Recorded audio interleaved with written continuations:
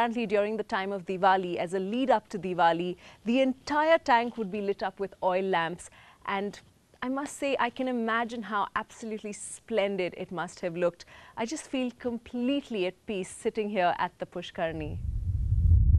Any journey to Hampi, even the shortest, truly is one for the soul. And now from Hampi on to some killer rocks. Well, that's the only way to describe Chitradurga.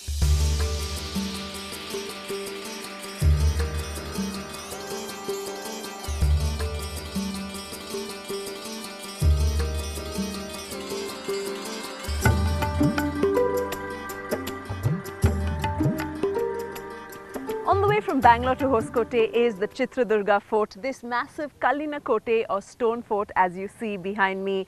This is a military structure of architectural marvel that was built in the 15th century by the Nayaka Pelegaras, and that is what I'm going to go take a look at right now.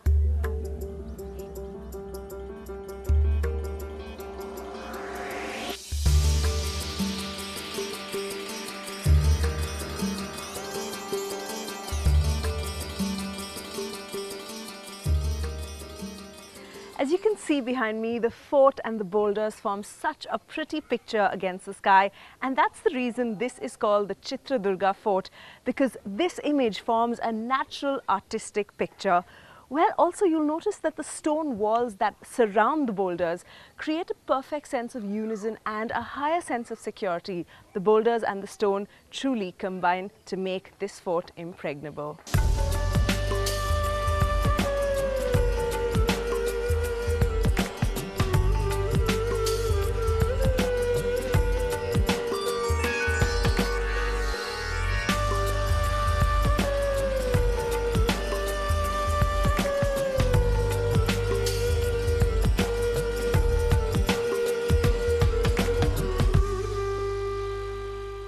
Once you get to this spot, you're almost amidst 8 temples.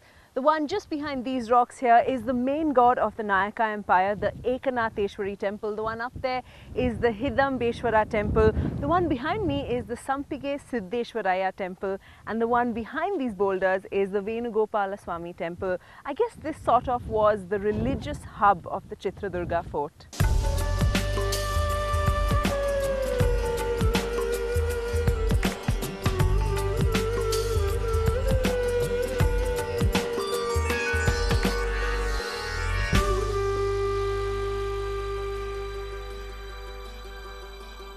I've been sitting around in Chitradurga fort wondering about all these big boulders and who would ever be able to climb it. And then I meet someone who changes my idea of what a boulder really is and how high it is. The modern day monkey man. Hey Raja. So Raja is going to do something that I have never ever thought was possible. Go right ahead.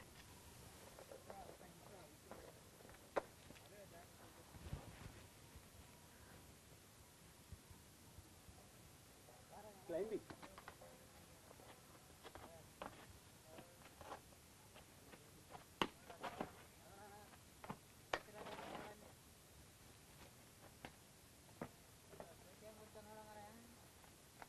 Oh my God.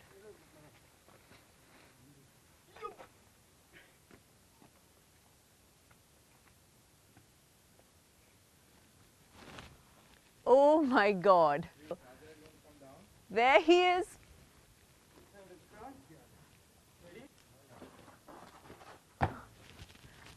Wow.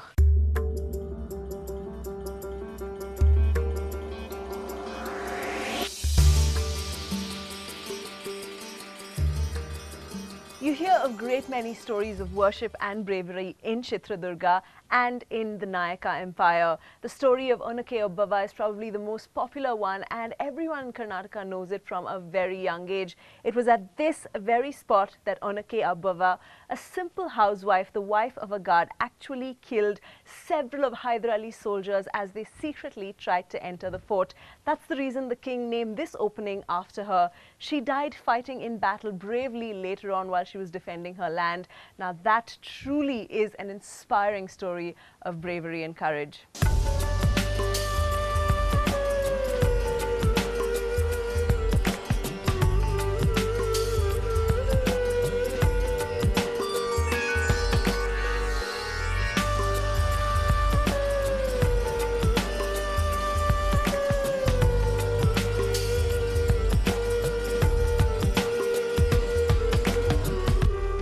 Now we're off to Dandeli to experience the wilder side of Karnataka.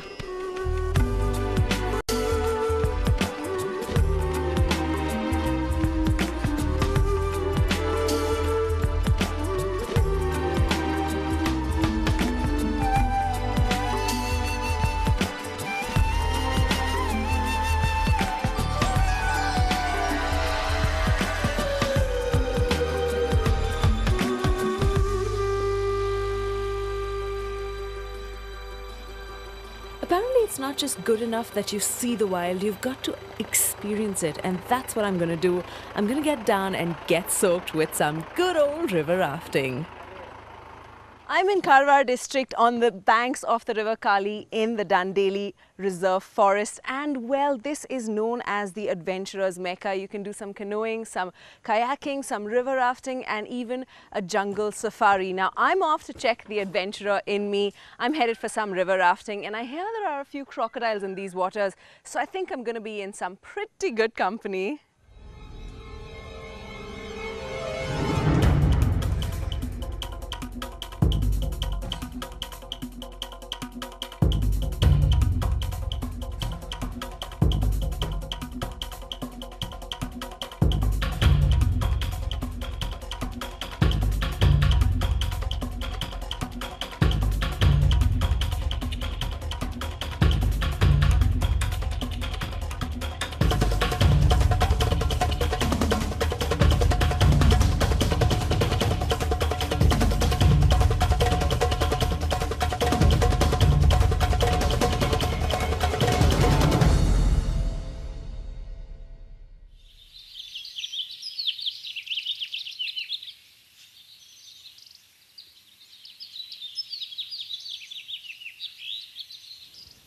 This is such a fabulous spot. It's called the Sanmugam Sunset Spot, and from here you can see 5,000 square kilometers of the Dandeli forest range, out of which 475 is the sanctuary. When you look at this, the depth of this, the magnitude of this, it's just unbelievable how incredibly large this area is and how many ranges of forest you can see, and the fact that it's so dense, is so green, is so rich.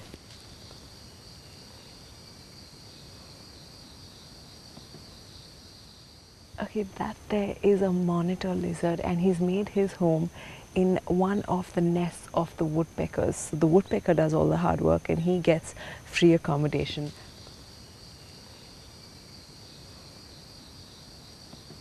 Now, monitor lizards are known for the amazing grip they have, and it's believed that back in Shivaji's time, these lizards were used to climb the walls of these really big forts because of the kind of grip they had, hence helping Shivaji win more battles.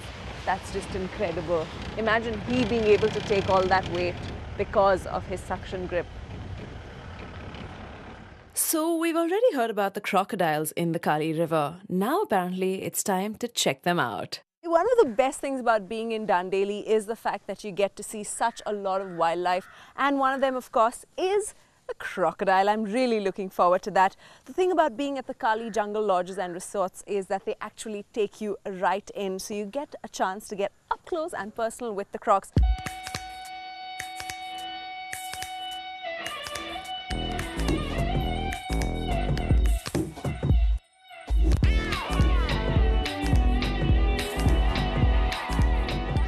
In this stretch that I'm currently traveling on, it's a 3-kilometer stretch. Apparently there are up to 200 crocodiles. That is a really, really large number. We just spotted our first crocodile, and my God, was he magnificent. Such a huge creature. Apparently he was 12 feet long. Now that's a really big croc. I can't believe I'm still actually in these waters.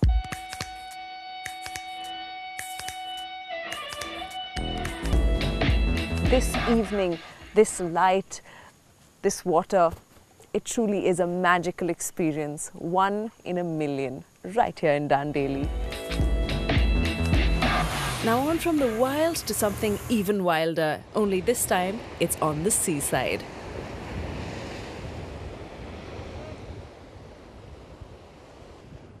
The main island is all the way across those waters, and to get here all you have to do is take a short boat ride, and once you're here you can check into these lovely cottages at the Devbag Beach Resort. You can soak in the water, soak in the lovely sand, and of course there's a ton of stuff to do. You can go kayaking, canoeing, snorkeling, even try and spot some dolphins. And if you don't want to do any of that, well, it's the perfect place to kickstart a lazy beach holiday.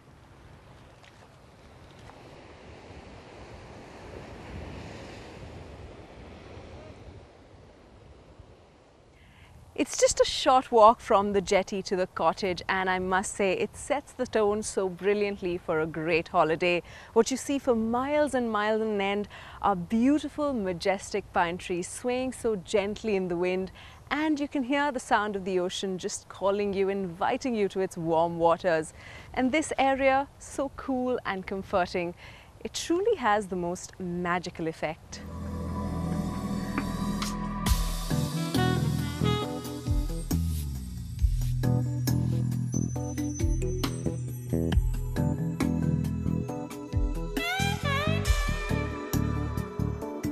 Being in Devbag is like being in your own private beach. It's just miles and miles of the ocean and pine trees behind you. You can do whatever the heart pleases, and there's not a soul to stop you. Just let the mind wander. After the wide, expansive beauty of Devbag, just before we headed off to the beautiful, famous Om Beach, one quick pit stop at the Yana Rocks. Just 60 kilometers from Karwar district, the Yana Rocks are natural formations of black crystalline limestone, and legend has it that these form the images of Shiva and Parvati. I'm telling you, this is a must-do for all you trekking enthusiasts.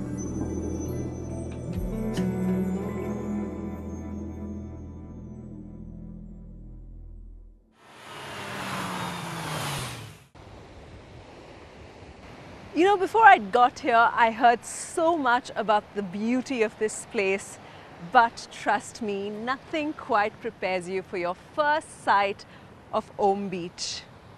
Gokarna, of course, has an angle of spirituality, being the place of Shiva, and Om Beach, placed here, sounds about right. All of your senses just open up when you see this. The vastness of the water, the greenery, and you're taking it all in, and that's the only way to do it here at Om Beach.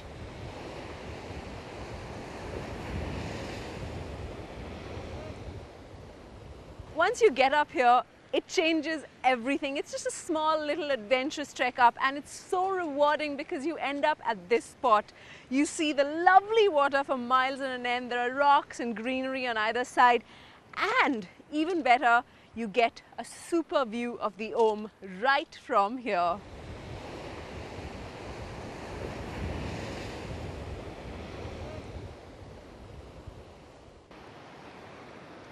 When you're finishing off a day at Om Beach, you get to see a beautiful sunset and so many other beaches just a couple of minutes away.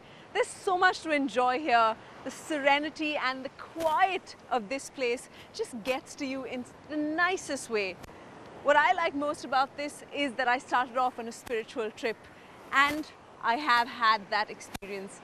That is what Om Beach is about. You can do what you want and feel that absolutely energetic vibe.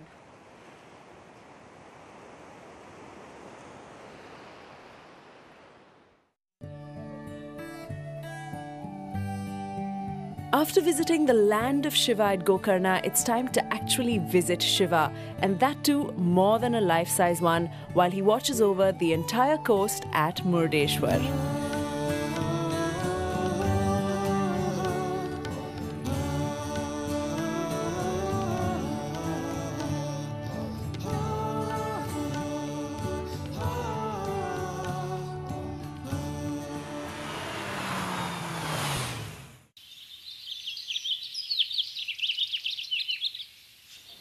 We move on to Shimoga district to witness nature's headlong tumble as the Sharavati river takes a drop of over 900 feet to form 4 different cascades locally known as Raja Rani, Rover and Rocket to form Asia's highest waterfalls. The Jog Falls is spectacular by the daylight, and by moonlight it is absolutely breathtaking.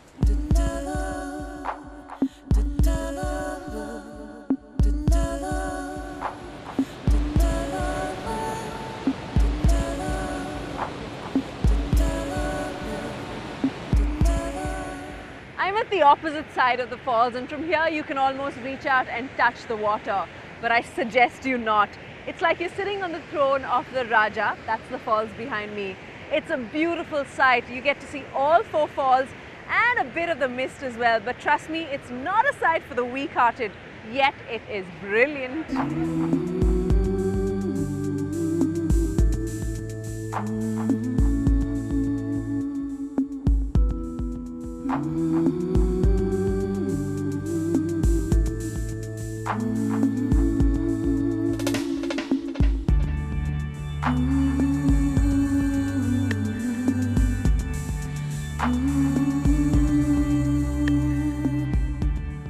I just walked down 1,400 stairs. That's 3 kilometers down to reach this magical spot, and it is so beautiful to just be able to sit here amidst all these boulders and have Jog Falls tumble down upon you. So completely great.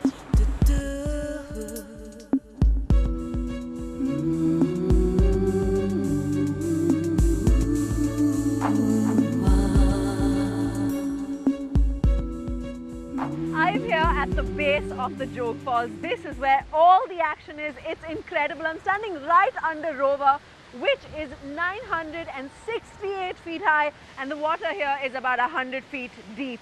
Can you believe that? I'm really freaked out, but it's so beautiful.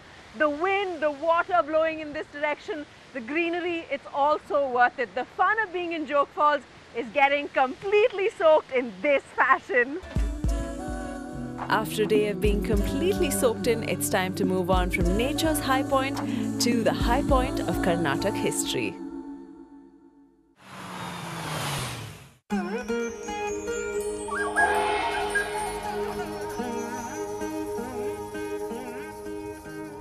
I'm in Hassan district, and this is Belur. Now, Belur was the first capital of the Hoysala dynasty, and the temple I'm standing outside right now is the Chennakeshava temple, built in the 12th century by Hoysala Vishnuvardhana to commemorate his victory against a Chola viceroy. Now, this temple is called the Chennakeshava temple because of the idol of Lord Vishnu that resides inside. It's supposed to be an exquisitely handsome one, which is why it's called the Chennakeshava. Keshava being one of the 24 manifestations of Lord Vishnu. When you look at this temple, you will be completely in awe of its architecture. Truly is remarkable. You'll be taken in by the execution of idea and creativity, by the stories that every corner tells you, and just by the definition of the carvings that have been done on the soapstone of this structure.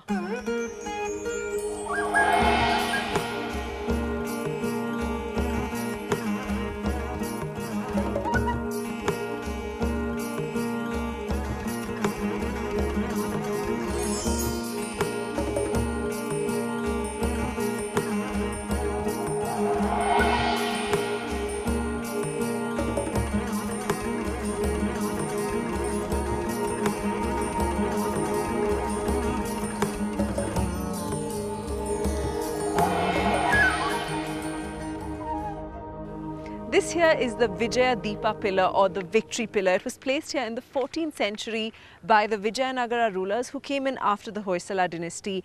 And now this one is a monolithic pillar, and it's about 35 feet high and 15 tons. That's how much it weighs. So the incredible thing about this is the fact that on one end it doesn't touch the surface at all.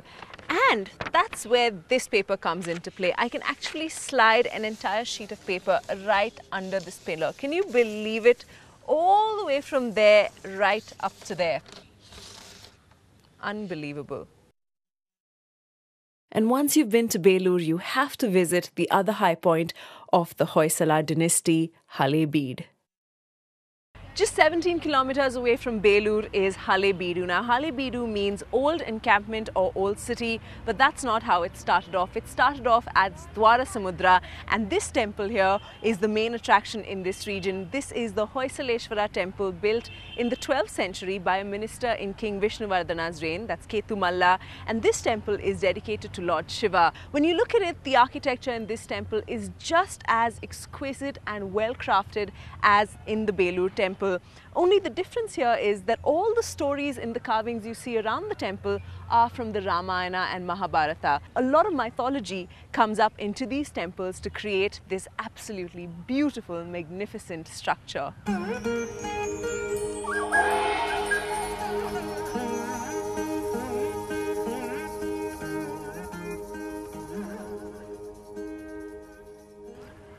What's incredible is that the stories that are told on these walls, it's like reading the book itself. Every detail, every character, every characteristic trait is so well depicted. It's not just that the carvings are amazing, the kind of detailing that has gone into creating the building itself. I'm here and there's actually a groove that goes completely in, so I'll be hidden entirely. And the detailing right here on these walls, each and every groove, each and every nick and corner is so perfectly etched. It is incredible.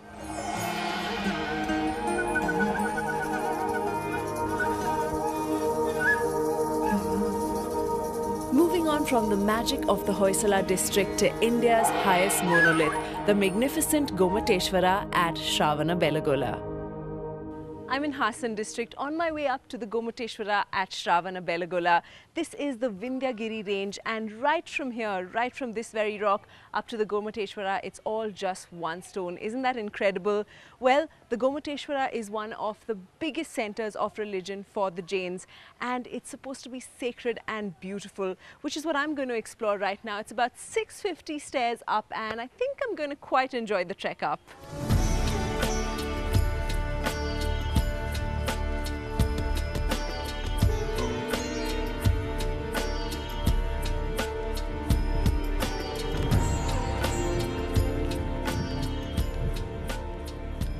I'm almost halfway up to the Gomateshwara statue, and from here you can see all of Hassan district. What an absolutely beautiful terrain, and on a day like this with skies like this, it really is beautiful.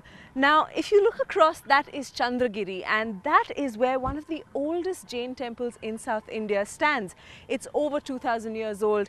That is where Chandragupta Maurya came with 12,000 Digambara gurus and his Guru Muni, Bhadrabahu, and he came here to meditate. This is also where his Samadhi is, and this absolutely lovely clean water body you see is the Kalyani Tirtha, which is also very closely associated with the Gomateshwara.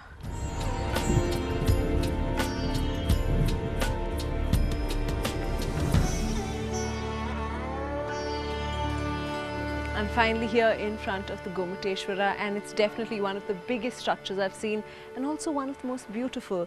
It's actually 58 feet high, going right into the sky, and as beautiful as the structure is, so is the story behind it. It was built back in the 10th century by a minister who was with the Mysore Wadiyar king, a minister called Chaundaraya, and while passing through this region, he spent one night in the hills across the Chandragiri hills, and he had a dream there where he was visited by Kushmandini Devi, and she told him to set an arrow off in the south direction, and whichever rock the arrow hit, he was asked to build a statue of the Gomateshwara, and the arrow hit this huge rock, and that's how this monolithic structure came to be. Now, it's one of its kind, it truly is, and it's the biggest in India. It's absolutely lovely, and when you look